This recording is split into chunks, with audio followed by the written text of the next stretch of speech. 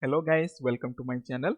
I am Rajnikant and today's video we're gonna discuss how to break a singleton class with reflection.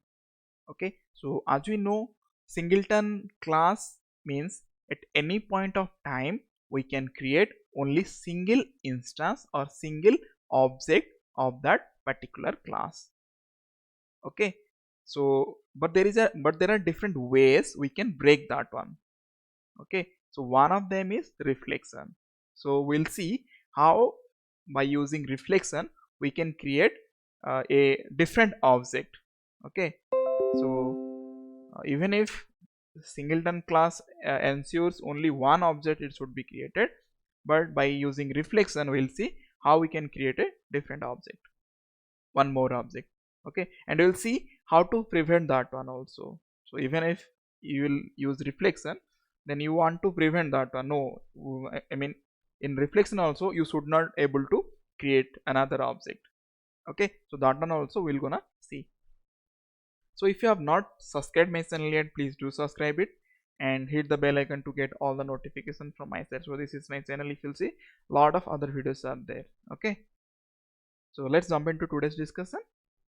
So breaking singleton with reflection API. Okay, so by reflection API we can access all private members and all metadata of a class. Okay, so if you'll see here, this is my singleton class dateUtil, and here I have created a private constructor so that no one can access, and here I have provided a public static method.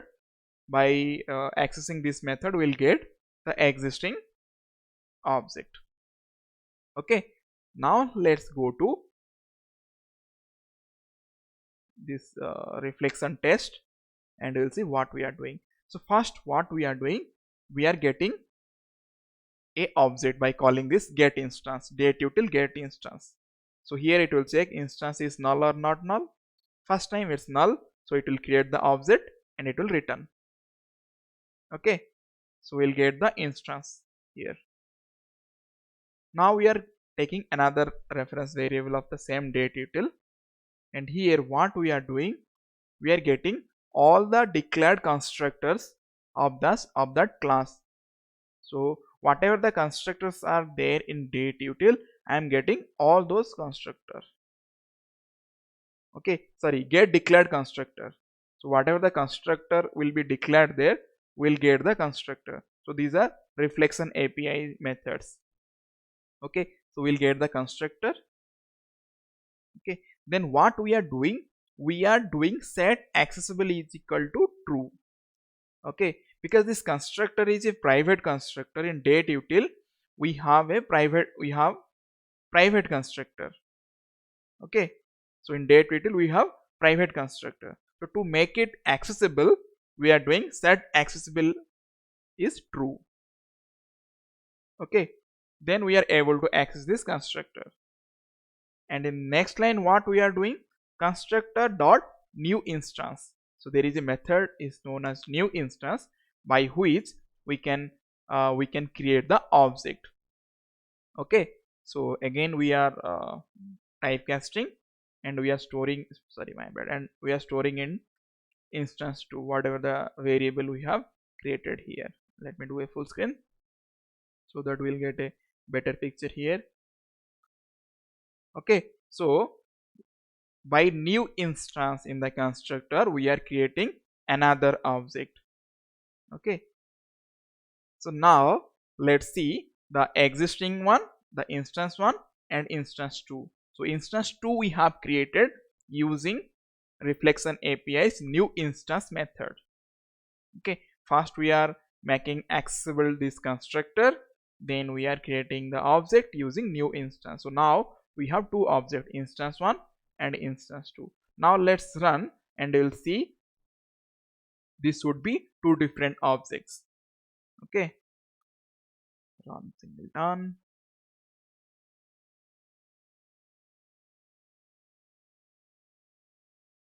So it's running.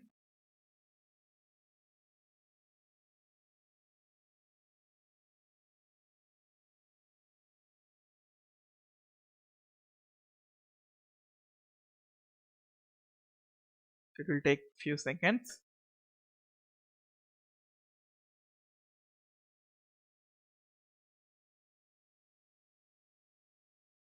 Yes.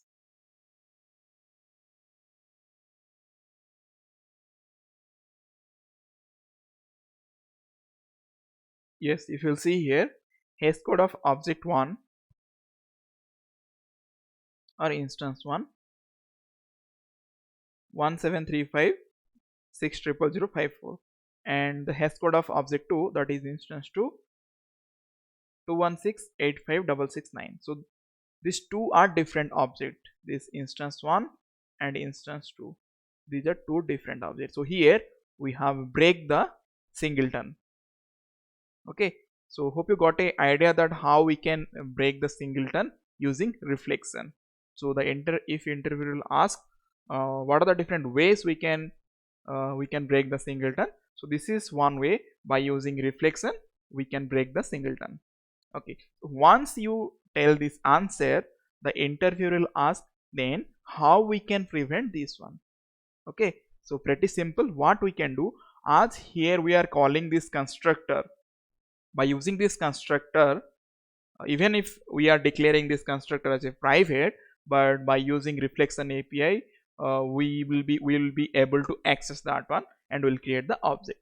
Okay, so what we can do to prevent that one, so inside this constructor, if you'll see here, I have added this logic, commented it out earlier. So what we can do, we need to check, okay, if once instance is created, already one instance is there, and again you are calling this constructor. Okay, if you are calling second time, first time it's already we need to create the object, right? So if already object is there, second time we are calling, so that time we are checking if instance is not null, means if instance is already created, object is already created, if it is already created, then we are throwing singleton instance is already created, so it will not allow you to create another object, a new object. It will throw exception. Okay, hope you got that idea what I am saying.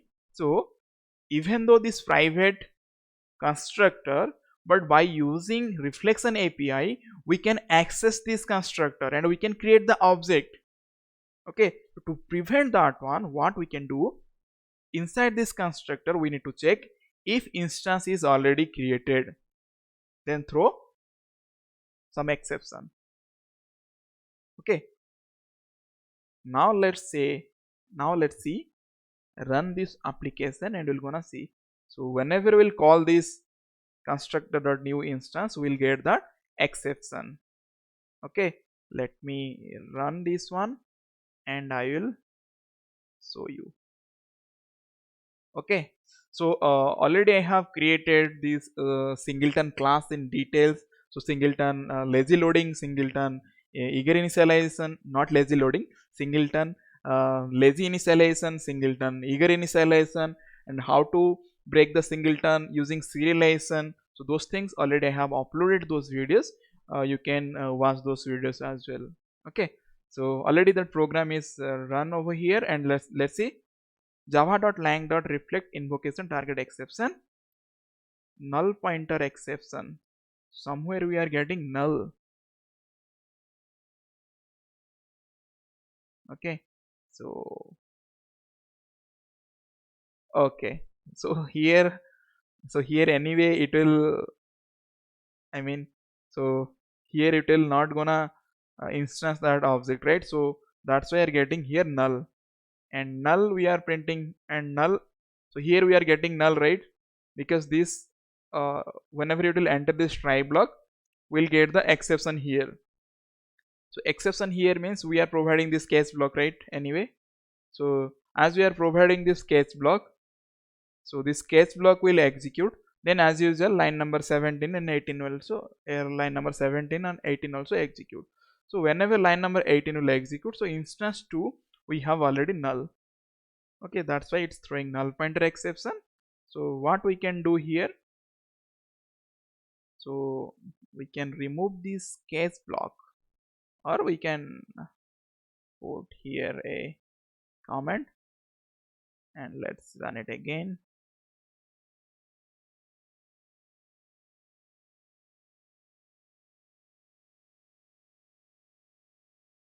Ex dot.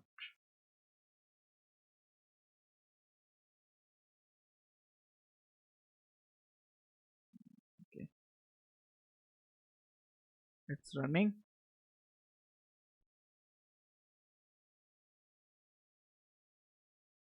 We can do here ex dot print track trace. Print track trace we can do, and we can remove this system.out.println. Anyway, it will print. Okay.